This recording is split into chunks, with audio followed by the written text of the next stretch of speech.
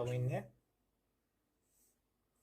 x ناقص 1 راح يساوي لنا، تفتح لك هيك تقول x ناقص 1 عندما x أكبر أو يساوي، وهنا x سالب x زائد 1 دخلت سالب عليها، تمام.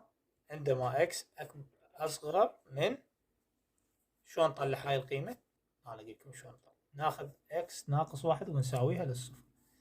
x ناقص 1 يساوي لنا للصفر، x تنقل الواحد يصير 1 قيمة x، فهنا تخلي 1 أكبر أو يساوي 1 وهنا أصغر أو يساوي 1.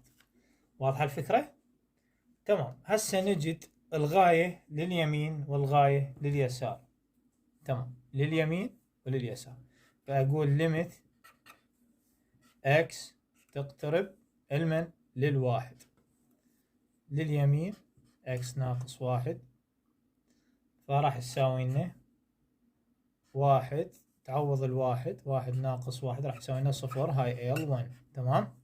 هسه نجي لليسار ليميت، نكتبها بغير لون،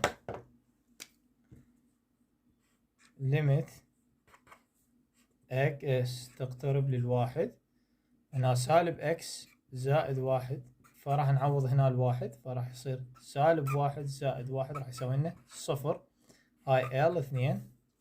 إذن L1 ساوالي L2. إذن الغاية موجودة. تمام، الغاية موجودة ما طول L1 ساوالي L2.